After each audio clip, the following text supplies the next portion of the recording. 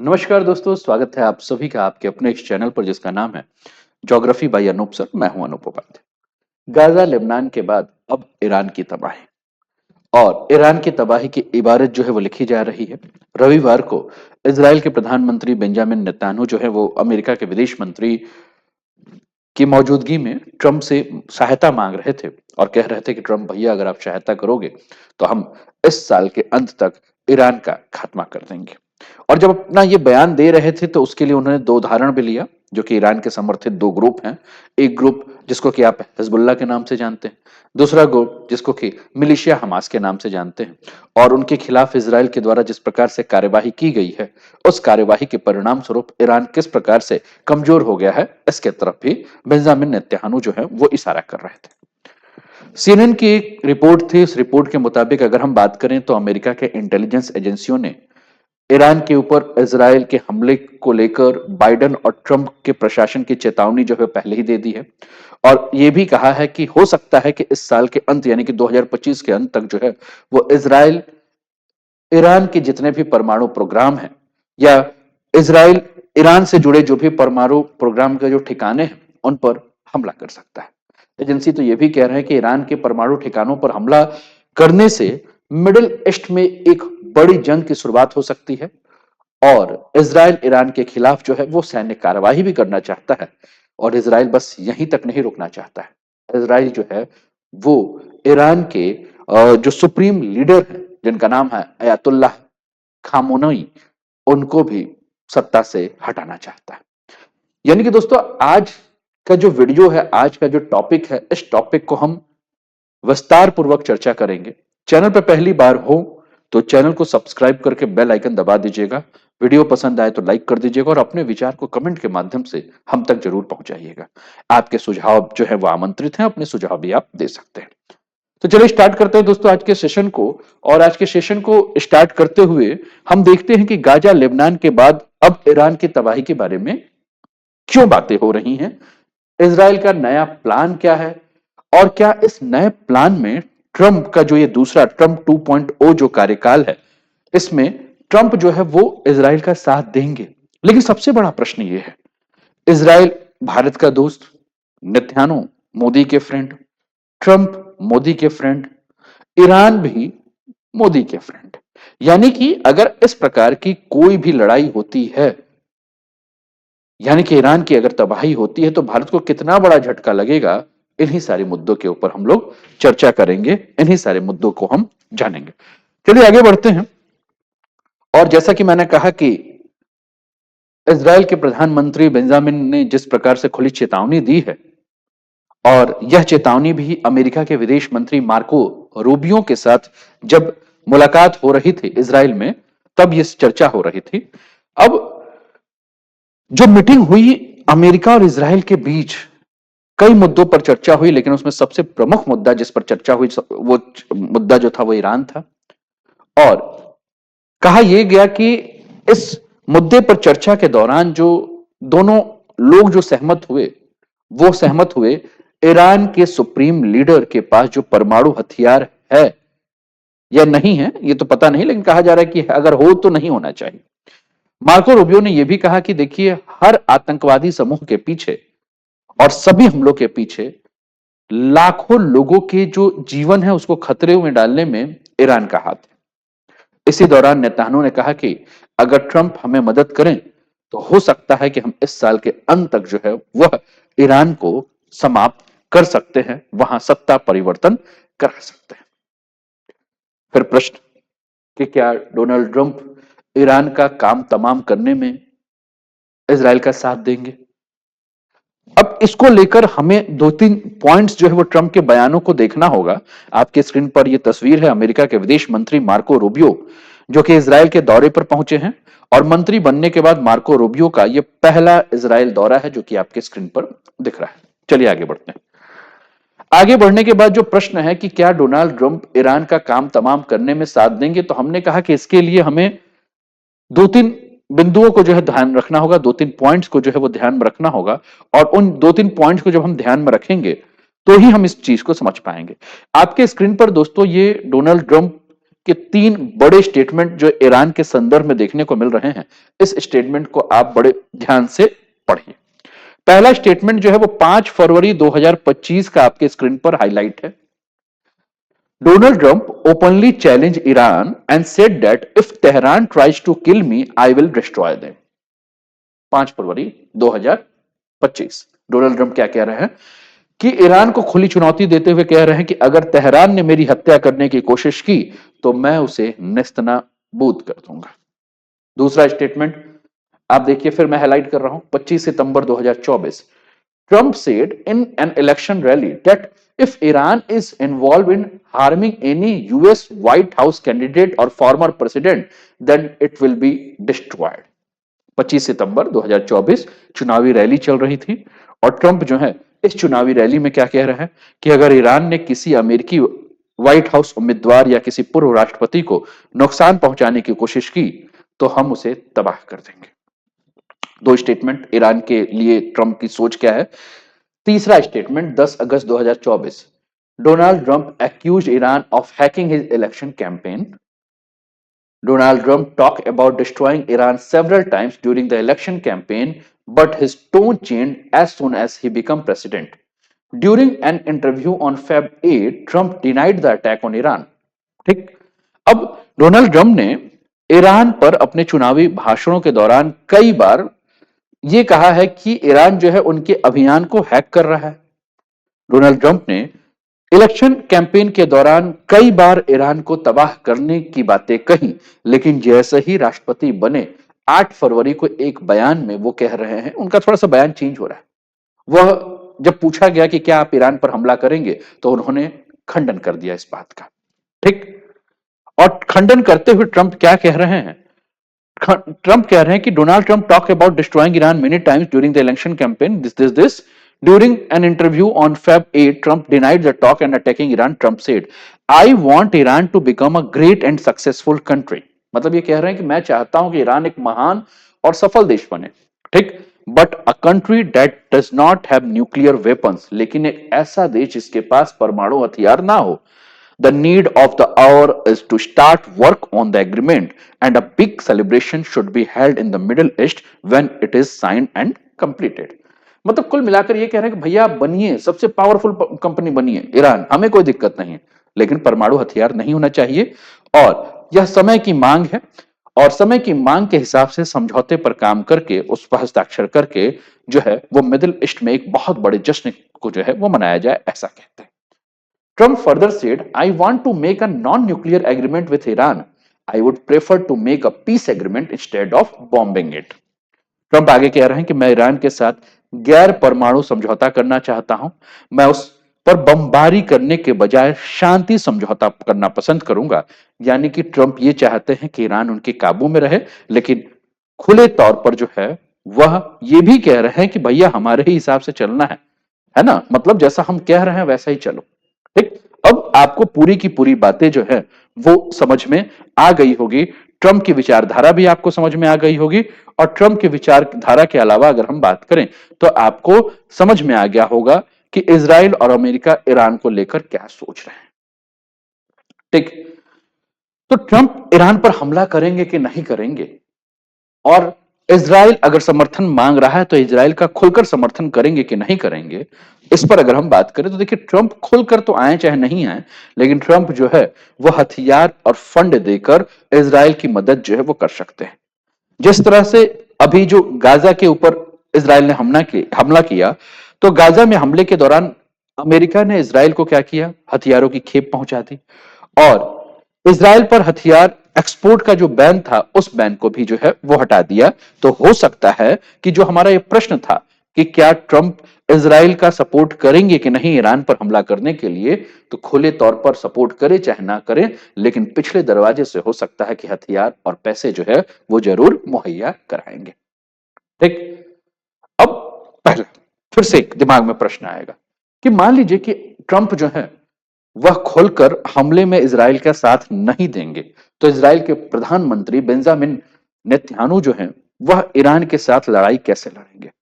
ठीक, तो अगर इजराइल को ईरान के साथ लड़ाई लड़ना है, इजराइल ईरान को जो है वो तबाह करना चाहता है, तो सबसे पहले इजराइल को क्या करना होगा, ये जितने भी ईरान के अंदर परमाणु प्रोजेक्ट चल रहे हैं, इन सारे परमाणु प्रोजेक्ट्स को जो है वह इजराइल जो है वो खत्म अगर करेगा तो ही काम चलेगा। यानी कि पहला जो उद्देश्य होगा, ये जितने भी परमाणु प्रोजेक्ट्स हैं, है ना, चाहे वो न्यूक्लियर पावर प्लांट्स हो, चाहे प्लांट अंडर कंस्ट्रक्शन हो, चाहे रिसर्च रिएक्टर हो, यूरेनियम एनरिचमेंट प्लांट हो, है ना, ये आप देख रहे हैं अलग अलग कलर से ये सारा इंगित किया गया है, इसको खत्म करना होगा। और इजराइल अमेरिका की मदद से ईरान के परमाणु प्रोजेक्ट वाले जितने भी इलाके होंगे, उन सारे इलाकों पर बमबारी करके जो है वो खत्म करेगा। और उद्देश्य यही रहेगा इजराइल का कि ईरान एक परमाणु देश जो है वो ना बन पाए। और बाइडेन प्रशासन भी बार बार यही चाह रहा था, ट्रंप भी बार बार यही कह रहे हैं। क्यों? क्योंकि बाइडेन प्रशासन में अगर हम बात करें तो बाइडेन प्रशासन यही कहता था कि अगर हम ईरान के ऊपर कोई बड़ा हमला करते हैं, वहां सब कुछ तबाह करना चाहे तो कर सकते हैं, लेकिन अमेरिका जो है वो ईरान के ऊपर कभी भी ऐसा हमला नहीं करेगा। इजराइल लगातार जो है वह हमले करने की योजना बना रहा है। यानी कि बाइडेन के समय में भी अगर हम बात करें तो अमेरिका हमला कर सकता था, लेकिन अमेरिका कभी भी नहीं चाहेगा कि वो किसी भी युद्ध में खुलकर हमला करे। अमेरिका हमेशा क्या करेगा, किसी न किसी के कंधे को प्रयोग करेगा। जैसे अभी आप देख रहे हैं, जब मैं ये वीडियो पे आपके साथ चर्चा कर रहा हूं, तो इसी समय एक खबर और भी चल रही है कि किस प्रकार से रशिया के साथ जो है वो अमेरिका चर्चा कर रहा है।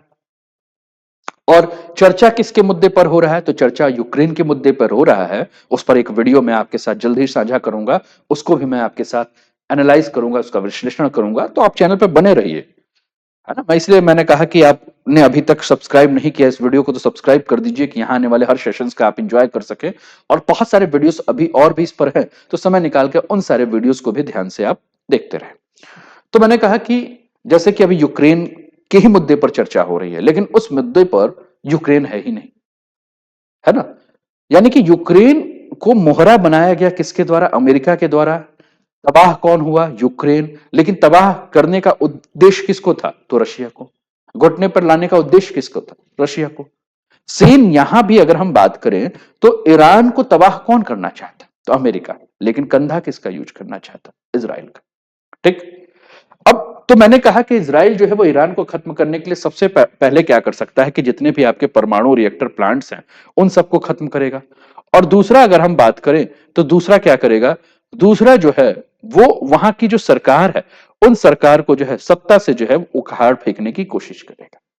यानी कि मौजूदा ईरानी जो शासन है उसको खत्म करेगा, और वहां जो खामनेई की सरकार है उस सरकार को गिराएगा। क्यों? क्योंकि खामनेई की सरकार जो है वो हमास और हिजबुल्लाह का जो है वो खुलकर समर्थन करती है। और कई बार हमास और हिजबुल्लाह ने जो है वो खुलकर जो है वो इसराइल के ऊपर हमला किया। ठीक। यानी कि इसराइल जो है वो पिछले 20-25 साल से यही एक प्लान बना रहा है कि किस प्रकार से वह ईरान का तख्ता पलट कर दे, है ना।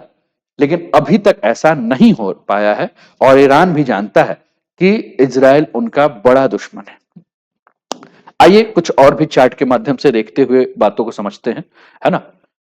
तो ईरान को नेतन्याहू की खुली धमकी के पीछे दो बड़ी वजह है। सबसे पहला है परमाणु बम बनाने से रोकना। अमेरिका खुफिया एजेंसियों ने दावा किया है कि ईरान के वैज्ञानिकों की एक सीक्रेट टीम तेहरान में परमाणु बम बनाने पर तेजी से काम कर रही है। अमेरिकी अधिकारियों का कहना है कि ईरान के पास पुराने स्टाइल का परमाणु हथियार बनाने का प्लान है, वो जल्द परीक्षण करके परमाणु शक्ति बनाने की घोषणा कर सकता है। ठीक। दूसरा, भारत में ईरान के राजदूत इराज इलाही ने अक्टूबर 2024 में एक इंटरव्यू के दौरान कहा था कि ईरान का मानना है कि हमास कोई आतंकवादी संगठन नहीं है, वह हमास और हिजबुल्लाह का समर्थन कर रहा है, आगे भी जारी रखेगा। ठीक। आगे, नेतन्याहू ने खुलेआम धमकी देकर ईरान को बताना चाहा है कि अगर हमास और हिजबुल्लाह को समर्थन देना बंद कर नहीं किया तो इसराइल अमेरिका की मदद से ईरान को तबाह कर देगा। ठीक। आपने ये चीजों को बड़े ध्यान से देखा। ठीक। अब फिर से एक प्रश्न ये आया कि हमें ये तो समझ में आ रहा है कि ईरान और इसराइल के बीच में लड़ाई है। क्यों लड़ाई है, वो हमें समझ में आ रहा है कि पड़ोसी देश हैं, आसपास में हैं, विचारधाराओं को लेकर जो है वो लड़ाई है। लेकिन अमेरिका इस लड़ाई में क्यों घुसा हुआ है ना। प्रश्न ये है, क्योंकि अमेरिका यहां क्या कर रहा है, अमेरिका से ईरान की क्या सीधी दुश्मनी है। तो ये भी समझना होगा। तो इज़राइल जो है, वहां की अगर हम आबादियों के बारे में बात करें तो वहां यहूदी धर्म है। और इज़राइल के यहूदियों पर अगर हम बात करें दोस्तों, तो अमेरिका का एक बहुत बड़ा प्रभाव है, बहुत ज्यादा प्रभाव है। अमेरिका में सरकारें बदलती रहती हैं, लेकिन कभी भी इज़राइल का समर्थन अमेरिका के द्वारा नहीं रुकता है। और अमेरिका के राष्ट्रपति कोई भी हो, वो हर तरह से इज़राइल का मदद करना जानते हैं, इसलिए अमेरिका भी ईरान से दुश्मनी मान बैठा है ना। मतलब दुश्मन है तो चलो भैया, तुम्हारा दुश्मन है तो हमारा दुश्मन है। लेकिन इस दुश्मनी के पीछे अगर हम ऐतिहासिक कारणों को देखें, तो ऐतिहासिक कारण जो है वह आज से लगभग मोटा मोटी अगर आप 35-40 साल पीछे चलें, तो मोटा मोटी 40 साल के आसपास, 45 साल आप पीछे चल रहे हैं। तो 45 साल पीछे, यानी कि इस्लामिक क्रांति इसका सबसे बड़ा कारण है, जो कि 1979 में हुई थी। ईरान की इस्लामिक क्रांति के नाम से आप जब सर्च करेंगे तो आपको मिलेगा। और इस क्रांति की अगर हम बात करें, तो इस क्रांति की जो अगुवाई कर रहे थे, वो कौन कर रहे थे? आयतुल्लाह अली खामनई। और आयतुल्लाह अली खामनई की अगुवाई में शाही शासन को जो है खत्म कर दिया गया। ईरान एक इस्लामिक गणराज्य बन गया। और इस क्रांति में अमेरिका ने शाही शासन का साथ दिया था, क्योंकि वह शाही शासन ईरान का अमेरिका का बहुत करीबी था। और इस वजह से ईरान में जो है वो अमेरिका को लेकर विरोध बढ़ गया। 1979 के इस्लामिक क्रांति के बाद ईरानी छात्रों ने तेहरान स्थित अमेरिकी दूतावास पर हमला कर दिया। और वहां मौजूदी जो 52 अमेरिकी नागरिक थे, उनको 444 दिनों तक जो है वो बंधक बनाकर रखा। और इस घटना ने अमेरिका और ईरान के बीच की जो रिश्ते थे, उन रिश्तों को और भी नाजुक बना दिया। दूरियां बढ़ गई, दरार बढ़ गई। ईरान के परमाणु प्रोजेक्ट की वजह से दोनों देशों में जो है वो दुश्मनी बढ़ गई। अमेरिका और पश्चिमी देशों को यह डर है कि ईरान परमाणु हथियार अगर बना लेता है, तो मिडिल ईस्ट में उसका दबदबा बढ़ जाएगा। और इसे रोकने के लिए अमेरिका हर वह हथकंडा अपनाता है कि वह ईरान को किसी भी प्रकार से जो है रोके। इसलिए वो समय समय पर ईरान के ऊपर कड़े प्रतिबंध जो है वो लगाता है। ठीक। अब फिर से प्रश्न, इस टॉपिक को हम लोग बार बार डिस्कस कर रहे हैं, इस टॉपिक को हम समझना चाहते हैं। देखिए, इस पर हमने बात किया कि in 1979 there was an Islamic revolution in Iran under the leadership of Ayatollah Ali Khamenei. The royal rule was abolished and Iran became an Islamic republic. In this revolution, America supported the royal rule because it was close to America. Due to this, opposition to America increased in Iran. ये सारी जानकारियां आपको देखने को मिल रही हैं।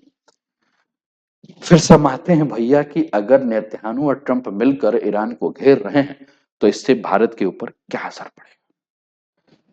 लंबे वक्त से अगर हम बात करें दोस्तों, तो भारत और ईरान के बीच की जो रिश्ते हैं वो बहुत ही ज्यादा मजबूत है, बहुत अच्छे हैं।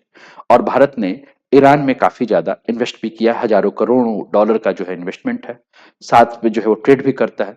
लेकिन अगर अमेरिका और इसराइल मिलकर ईरान के ऊपर हमला करते हैं, तो भारत के लिए जो है वो बहुत ही तनाव के समय है, बहुत ही तनाव की घड़ी जो है वो आ जाती है।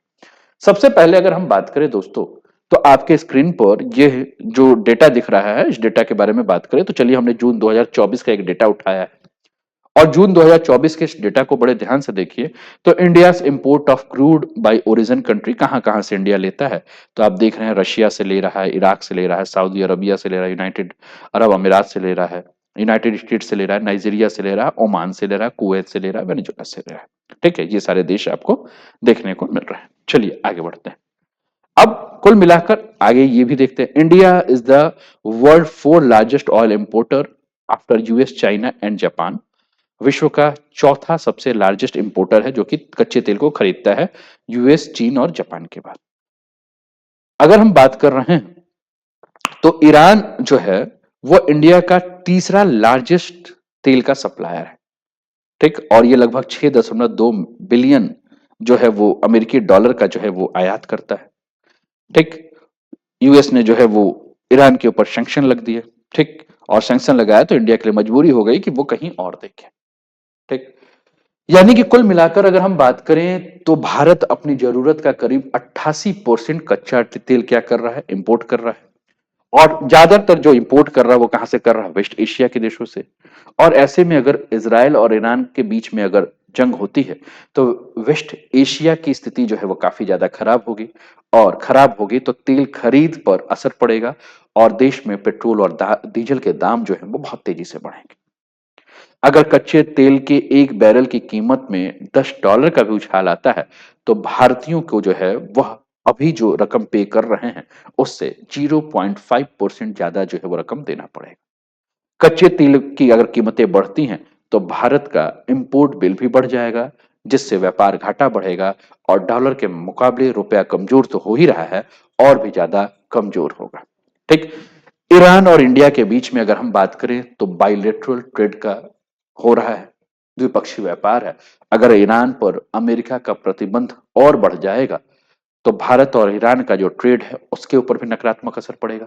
ईरान के साथ भारत का ट्रेड 2019 तक अगर हम बात करें तो लगभग $17 बिलियन तक था, लेकिन धीरे धीरे जैसे जैसे यूएसए का शिकंजा ईरान के ऊपर बढ़ता गया, उसके ऊपर सैंक्शन लगा, यह घटकर 2023 में अगर हम बात करें तो $17 बिलियन से घटकर $2.25 बिलियन यानी कि $2.30 बिलियन तक बढ़ गया।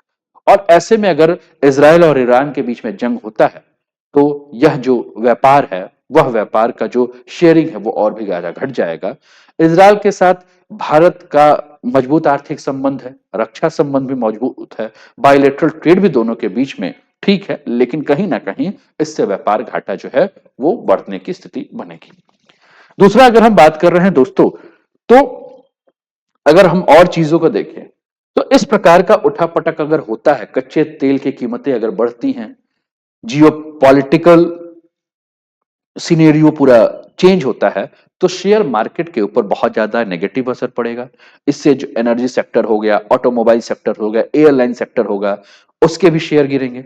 क्योंकि पिछले साल अगर हम बात करें तो जब इसराइल और ईरान के बीच में जब तनाव बढ़ा था, तो इसराइल और ईरान के बीच तनाव जब बढ़ा था तो सेंसेक्स और निफ्टी में जो है वो 2% की गिरावट आई थी। काफी सारे फ्लाइट्स जो इस क्षेत्र से जाते हैं, तनाव बढ़ने के चलते सबने अपना रूट चेंज किया। ठीक है। और रूट चेंज करने के कारण जो है वो कहीं ना कहीं लागत बढ़ गया, खर्च बढ़ गया, किसका, इंडियन जितने भी एयरलाइंस ग्रुप हैं, चाहे एयर इंडिया हो, उन्होंने कहा कि भैया सुरक्षा का कारण है इसलिए हम उस रूट से नहीं जाएंगे, हम तेल अवीव की तरफ से नहीं जाएंगे। विस्तारा और इंडिगो के बारे में बात की तो इन्होंने कहा कि देखिए ईरान के ऊपर का जो एयर जोन है वो खतरनाक है, कभी भी मिसाइल या कोई भी हमले हो सकते हैं, इसलिए हम नहीं जाएंगे। ठीक। तो इससे क्या हुआ, लागत बढ़ा, किराया बढ़ा, तो भारतीयों का इसका नुकसान हुआ। इसके अलावा आप थोड़ा सा इस मैप को बड़े ध्यान से देखिए तो ये आपको चाबहार पोर्ट आपको स्क्रीन पे देखने को मिल रहा है। और इस चाबहार पोर्ट का जो पूरा का पूरा जो विकास है वो भारत कर रहा है। क्यों? क्योंकि इसके माध्यम से वो चाहता है कि वो इस रूट पर, अफगानिस्तान के रूट पर या पश्चिमी एशिया के रूट पे जो है वो व्यापार कर सके, और इसके लिए लगभग $370 मिलियन खर्च किया है, और $370 मिलियन में से $250 मिलियन जो है वह इंडिया जो खर्च किया है वो कर्ज लिया हुआ पैसा है। ठीक। यानी कि भारत का पूरा स्ट्रेटेजिक सुरक्षा के कारणों से जो है वो इसको डेवलप करना इसलिए किया गया है कि अगर कोई जंग की स्थिति आती है तो वह चाबहार पोर्ट का यूज कर सकता है, व्यापार के लिए यूज कर सकता है। लेकिन अब ईरान और इसराइल के बीच में अगर किसी भी प्रकार का जंग होता है तो कहीं ना कहीं जो है वह यह पोर्ट बंद हो जाएगा। इसके अलावा ओमान की खाड़ी, ये ओमान है तो ओमान के पास का जो क्षेत्र है ओमान की खाड़ी, ठीक, फारस की खाड़ी आपको देखने को मिल रही है। ये पूरा का पूरा जो रूट है वो रूट डिस्टर्ब हो जाएगा। तो भारत जो व्यापार कर रहा है, देखिए आप बड़े ध्यान से देखिएगा, ये जो रूट है ये पूरा का पूरा रूट डिस्टर्ब हो जाएगा। तो भारत जो व्यापार कर रहा है उस व्यापार पर भी प्रभाव होगा, और भारत इन रूट्स के माध्यम से रशिया, यूरोप के देशों से जो व्यापार है वो भी प्रभावित हो जाएगा। तो कहीं ना कहीं भारत को इससे नुकसान होगा। यानी कि कुल मिलाकर अगर हम बात करें तो इसराइल और ईरान के बीच में अगर जंग पनपता है तो भारत की अर्थव्यवस्था के ऊपर इसका नकारात्मक प्रभाव देखने को मिलेगा, और वेस्ट एशिया के क्षेत्र में लगभग 90 लाख भारतीय जो है वो रह रहे हैं, तो जंग के चलते उनको भी भारत वापस आना पड़ेगा। ईरान के रास्ते अफगानिस्तान और सेंट्रल एशिया में भारत काफी सारा सामान भेजता है, जिसके लिए वो चाबहार पोर्ट पर काम कर रहा है, वो भी बंद हो जाएगा। तो ये सारी स्थिति जो है वो देखने को मिलेगी। ठीक। अब फिर अगला आपके दिमाग में प्रश्न होगा कि ईरान इस मुकाबला को कैसे करेगा और उसका साथ कौन देगा। क्या ईरान इस युद्ध में इजराइल के साथ युद्ध करेगा? तो एक तरफ तो अमेरिका आपको दिख रहा है, तो एक तरफ आपको अमेरिका दिख रहा है, तो दूसरी तरफ कौन होगा? तो आपके दिमाग में तुरंत होगा कि सर रशिया और चाइना। ठीक। तो अमूमन अगर ईरान युद्ध करेगा तो उसको सपोर्ट रशिया और चाइना से तो मिल सकता है, लेकिन ट्रंप के राष्ट्रपति बनने के बाद वैश्विक राजनीति और अंतर्राष्ट्रीय संबंधों में कुछ परिवर्तन देखने को मिल रहा है। ट्रंप इस बार लड़ाई की जगह पर क्या करना चाह रहा है? मित्रवत व्यवहार कर रहा है। ट्रंप ने पुतिन की तरफ भी हाथ बढ़ाया है, ट्रंप ने चीन की तरफ भी हाथ बढ़ाया है। और जिस प्रकार से अमेरिका रूस के और अमेरिका और चीन के बीच नजदीकियां बढ़ रही हैं, तो इसमें ये सीधे कहा जा सकता है कि चीन और रसिया खुलकर तो अमेरिका के खिलाफ जो है वो नहीं आएंगे, है ना? यानी कि कुल मिलाकर अगर हम बात करें तो अगर युद्ध होता है तो ईरान के सपोर्ट में रशिया, क्योंकि यूक्रेन के साथ भिड़ा हुआ है, तो खुलकर तो नहीं आएगा। ठीक। रूस और ईरान के अच्छे संबंध हैं, और कहीं भी रूस जो है वो खुश नहीं होगा कि ईरान के ऊपर अमेरिका ने, इजराइल ने हमला कर दिया। ठीक। लेकिन फिर भी वो शांत रहेगा, क्यों? क्योंकि ईरान ईरान के ऊपर हमला से रशिया को कोई डायरेक्ट नुकसान नहीं पहुंच रहा है। बात समझे? लेकिन फिर से वही बातें जो दिमाग में आ रही है कि खुलकर समर्थन तो नहीं देंगे, लेकिन ईरान और रशिया जो है, माफ कीजिएगा, रशिया और चीन जो है वो ईरान को जो है वो बाहरी मदद कर सकते हैं। ठीक। रशिया को अपनी स्थिति पता है कि यूक्रेन के युद्ध के चलते उसको खासा नुकसान हुआ है। चीन जो है वो किसी भी प्रकार के युद्ध में संलिप्त नहीं होना चाहता है, क्योंकि उसको अपने अर्थव्यवस्था का जो है वो ध्यान रखना है। तो इन हिसाब से अगर हम बात करें तो अभी ऐसा कोई खुलकर समर्थन जो है वो होता हुआ दिखता नजर नहीं आ रहा है। ठीक। तो दोस्तों ये रहा आज का टॉपिक। उम्मीद कर रहा हूं कि अगर आपने ध्यान से इस पूरे टॉपिक को समझा होगा तो आप अंतर्राष्ट्रीय पटल पर जो हो रहे घटनाक्रम हैं उन घटनाक्रम को समझ रहे होंगे। अब पूरे घटनाक्रम को तो आपने समझ लिया है, तो अपने विचार जो है वो कमेंट के माध्यम से दे दीजिए, और अभी तक लाइक नहीं किया तो लाइक कर दीजिए, सब्सक्राइब नहीं किया तो सब्सक्राइब कर दीजिए, और शेयर नहीं किया तो शेयर कर दीजिए। चलिए फिर मिलते हैं अगले वीडियो पर। तब तक अपना ध्यान रखिए, स्वस्थ रहिए, मस्त रहिए, तंदुरुस्त रहिए, हंसते खेलते मुस्कुराते हुए जीवन का आनंद लीजिए। जय हिंद, जय भारत।